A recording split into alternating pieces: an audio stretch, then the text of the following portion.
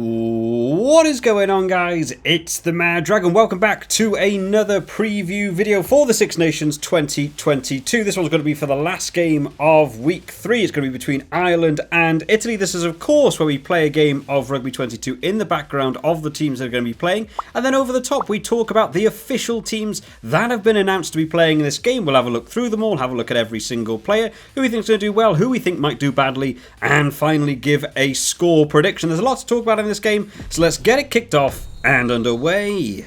Alrighty, Johnny Sexton will get us kicked off. We'll head off to the left this time. We've got a bit of wind and just spread the line a little bit. Hopefully put Italy under a bit of pressure. Right then, so Ireland versus Italy. This one should be a bit of a fun game.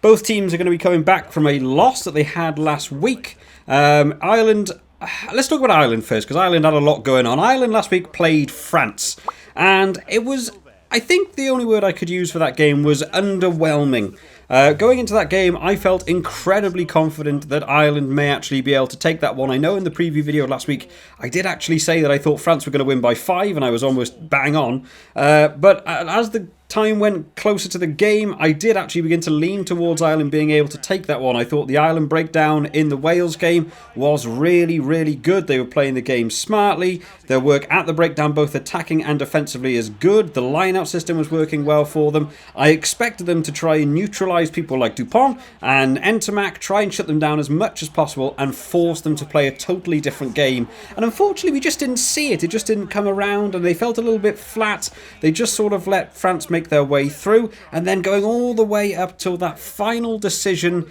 with the penalty advantage to go for posts in the final few minutes of the game when you were already down, rather than going for the corner, going for that driving maul that was working well for Ireland. I was screaming at my TV watching, and I'm sure Ireland will have left that game feeling quite disappointed at their own performance, but also that they maybe could have even stolen that away in that second half. So I think there's a lot for Ireland to improve, and it is sort of reflected in the team that has been named this week. So starting off, let's have a look at this front row. So starting off, we've got Andrew Porter in the loose head, Dan Sheehan again in that hooker position, and TADHG FURLONG in that tight head. Now Dan Sheehan, I actually thought had a really good game, came on quite early last week for Kelleher, I think he came on for during an injury, and he played a good game actually coming on. Andrew Porter, normally very good in terms of the scrum. I felt struggled a bit against Antonio last week. You know, he's a big boy to try and shove around. It's very difficult in the scrum. I don't think it helps that Antonio just sort of leans on you, and I wouldn't be able to hold him up. But yeah, I think he'll be looking for a better scrummage game this week. Again, he has moved from tight head to loose head. Very different set of skills, but it's nice to see that he can do both. But TADHG FURLONG, yeah, I thought he had a pretty solid game. But I think that Ireland pack, in terms of the maul and the scrum, would like to just be a little bit tighter, a little bit neater, more so in the scrum area than the maul area. In terms of the lock, a little bit of a switch up here. Tyke BEIRNE going into that 4 shirt, as I like to see him personally. And then Ryan BAIRD is coming in the 5 shirt. Now, I'm not sure if James Ryan has picked up an injury there, or because of the decision making as captain last week that inevitably, to me, lost them the game in choosing to go for the post rather than the corner. I don't know whether he's just been removed from the team for a game. Maybe it's because it's Italy. They don't want to risk an injury. A lot of different options there. But Ryan BAIRD's a good player to get in there. Got a lot of pace on him, and is also very good in terms of the lineouts. I don't think they'll miss particularly James Ryan. James Ryan still gives away quite a few penalties. I know he's very good in the lineouts, and he certainly tries to run that game as a captain. But there's certainly, I think, probably better 5s in the world than James Ryan. In the back row, Pete O'Mahony comes in that number 6 shirt and takes over as captain this week. Of course, no James Ryan, and there's no Johnny Sexton starting this team, even though he is actually technically back from his injury. Josh van der Fleer's on the other flanker position, who I really like as a player, and then CAELAN DORIS in that number 8 shirt. So Jack Conan being moved, I think got moved to the bench for this game.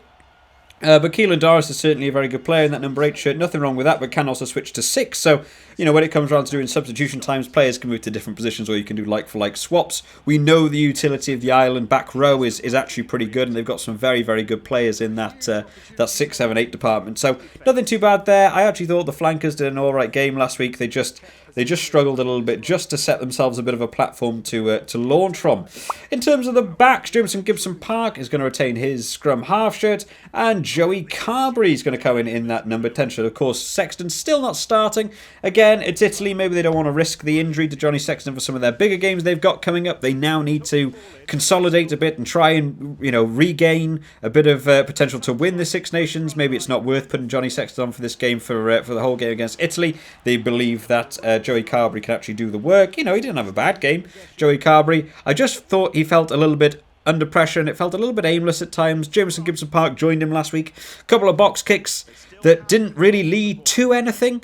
You know, they were either too short or way too long, or was just kicking them dead and not really doing anything. It didn't feel like they had a purpose. It was more doing a box kick just to gain a bit of room for themselves to try and work on, but that French attack was so good, it didn't really work how it wanted them to do. So hopefully they can work on that box kicking a bit and make it a little bit more, you know, useful, I would say. There's got to be a purpose behind it before they actually attempt it. As we saw a lovely little kick there going in the corner. I actually thought I did pretty well there. In the centre partnership, Robbie Henshaw comes on in the inside centre and Gary Ringrose retaining that 13 shirt in the outside. Now, I like this combo personally.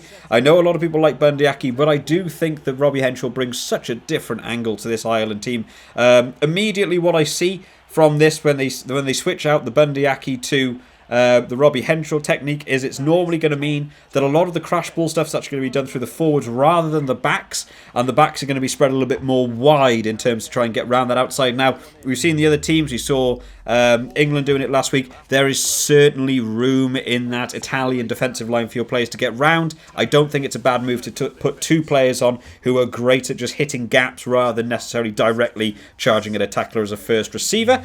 And then in this back three, a little bit of a shift up here. James Lowe comes back into the side. I think this might be the first time we've seen him in the Six Nations. Nice to see him back in on that left wing. Mack Hansen will move to the right wing, who had a superb try last week. I wouldn't be surprised if that gets some potential for try of the tournament just out of sheer disbelief of catching the kickoff and running straight over the line. Nice to see him in there. Nice to see him still in the team. And Michael Lowry is going to be taking over in that fullback shirt, making his debut. I don't know a lot about Michael Lowry. It's not a name I know at all, actually. So no Keenan and no Andrew Conway, which I know a couple of people might be disappointed in. But to me, this actually shows a very big positive. This, to me, just shows off the depth that's in this Ireland squad. I mean, the fact that they can just take off two of their starting back three and just replace them with equally good players, potentially. I don't think that's a negative thing at all. Mack Hansen certainly getting into his own on the wing. James Lowe coming back is by no means a bad thing. It'll be interesting to see how Michael Lowry gets on in that backfield. Maybe I would have liked to have seen Keenan on the bench just to have that back, the fullback and the winger coverage that he offers. But it'd be nice to see how they all get on. But as a 1 to 15, you could argue maybe this is a weaker team than the team that went up against France, but I think there's a lot of like-for-like switches here. I guess the only, maybe one is the Michael Lowry switch instead of Keenan. But, this is a very strong Ireland team. They're not messing around. It's no disrespect to Italy at all. They've put on a very good team. We have now moved into the second half, so we better quickly talk about the Ireland replacements before we talk about Italy. So the front row replacements. Rob Herring in that 16 shirt. Dave Kilcoyne going in the 17 shirt. That might be the first time I've seen Kilcoyne the Six Nations, actually, might be wrong.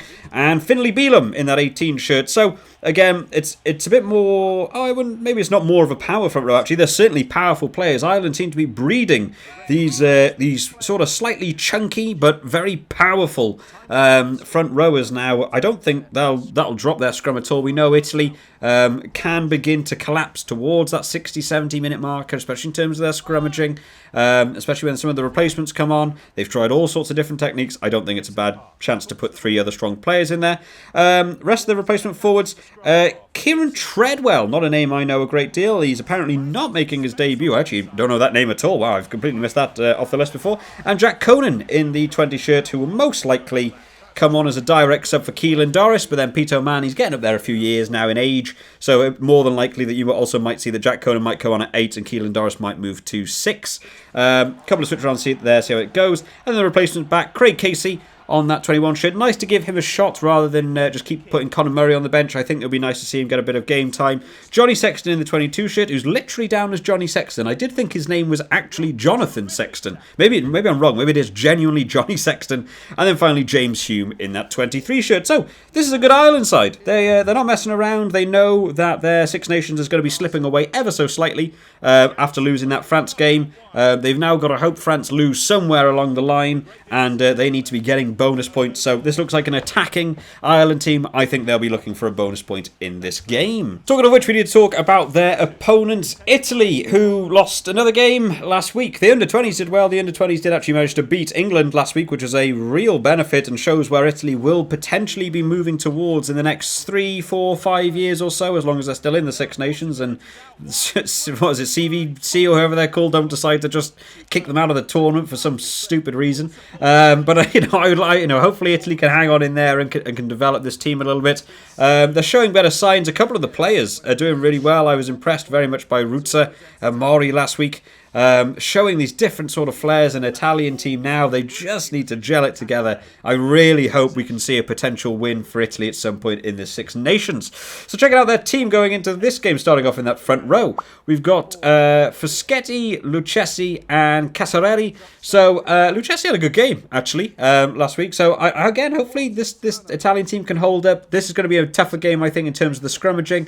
England are a bit more of a transitioning team now, moving towards a couple of younger players, less experienced. They're making quite a few switches, trying to find that new team now going towards the World Cup. This Ireland team is a bit more well-gelled and sorted out, so it's going to be big pressure on that scrum for Italy to hold out. In terms of the lock departments, Cannone and Ruzza hanging on in there. Ruzza has been in my team of the week 2 weeks on the bounce now. Will he make it a third? I'm really hoping I do. I'm loving to see his game at the minute. The loose play, the one-handed running, the good offloads. It's really nice to see from him. That's what we want to be seeing in a new, younger Italian team. In terms of the back row, Pettinelli, Lamaro still as the captain, and Halafi, who actually, again, he had a good game last week. He had a good couple of turnovers. He was aggressive in tackling, aggressive in terms of the breakdown situations. Just occasionally, I thought he lacked a bit of support. He was making some superb tackles and then had no one help him in terms of the jackal. And then occasionally was doing a great jackal and had no one to help try and clear out the ruck a little bit more. I think if you support him, you might be seeing some good work. Stephen Varney and Paolo Garbisi are going to retain that halfback partnership. This just seems to be the 9-10 for Italy now. It's not bad. Get that more game time, more game experience together. It will improve every week, hopefully. In terms of the centre partnerships, Leonardo Marin is going to be in that 12 position, and Ignacio Brex in that outside centre. The centres for Italy, for me, just don't seem to be getting released enough. They seem to be used more as distributors to try and get it wide. Italy either want to keep it as one-off runners in terms of using the forwards, or they try and spread it immediately as wide as they can. Both these players, Marin and Brex, are both talented. They can both run forwards at great speed. They can both find gaps, and if they begin to open up, the Zanon's been moved to the bench now. There's an attacking set of centres in this Italian team, and to me, they're not being utilised properly. I'd really like to see them explode a bit more. And then in terms of the back three, Montaiuani is going to retain that left wing. Bruno is going on the right wing, so another switch up here. I don't know a lot about Bruno. And then Padovani going in that full-back position. Personally, I think Mori had a good game. There could be an injury there. I haven't kept up to date too much with the Italian team. I've had a lot going on recently. So there might be a couple of switches around there. So a couple of switches, but there's a pretty similar team to what we saw play against England. They'll be looking for a better scoreline, I would imagine, than they had against England. So hopefully they can deliver. And as we get towards the end of the game here, let's have a quick run through of the substitutions. So in the 16 shirt, Fiver, Nema and Pasquale. So again, I think this was the same replacement three we saw last week. David Sisi and Zuliani as the replacement forwards. Oh, and Abraham Stain, is also in there in 21 shirts. They've gone for the 6-2 split. They know Ireland love their breakdown situations, their tackling, their maul situations, the scrummaging. They know Ireland are going to bring a big forward pack. I don't think this is a bad move to bring on the 6-2 split here. I would imagine it's going to be a game of trying to tire the Italian forwards out in that first half, leading towards that 60-minute marker and then unloading the back. So hopefully they can hold that out with a 6-2 split. Just allows you to delay that inevitable fatigue that little bit longer. And then in the 22 shirt, Fusco and Zanon in the 23 shirt. So it's a good Italian side. We'll be hoping that they can hold out and just make this game work for them a little bit more than we saw in that England game. Hopefully get some tries. Hopefully get just a nice amount of points. I would like to be seeing Italy get 10, 15, 20 points a game. That would be nice just to tie them over. They've got a couple of good players making, kicks and stuff, but they need to be getting over that try line and scoring a few more points. So in terms of a score prediction then, the one on screen's, probably going to be, I think, a bit too much. I won't go that much by any means. I'm definitely going to lean towards Ireland, as I'm sure most people will be. Personally, for me, I'm going to say Ireland to win. I think they've got a point to prove. They need to get their 4 tries in, so you're already looking, you know, quite high. There's 28. I wouldn't be surprised if we hit the 30 marker. Actually, I really think Ireland need to explode in this game in order just to retain any chances of holding on to the Six Nations title. So for me, I'm going to say Ireland to win. Let's say exactly 30. Probably won't be. Probably be more. Maybe be less. I have no idea. But I'll say Ireland to win by 30. But of course, guys, I am but one man on the internet talking nonsense about rugby. So make sure you guys drop down in the comment section who you think's going to win, what you think the scoreline will be, who do you think's going to score all the tries, all that fun stuff. I love reading through every single one of the comments. We have done these videos for the other 2 games that are going on this week, and we will be doing them for every game over the Six Nations, so make sure you are subscribed just to keep up to date with all the latest videos as they come out. I hope you've all enjoyed today, guys. I will see you next time. Bye-bye.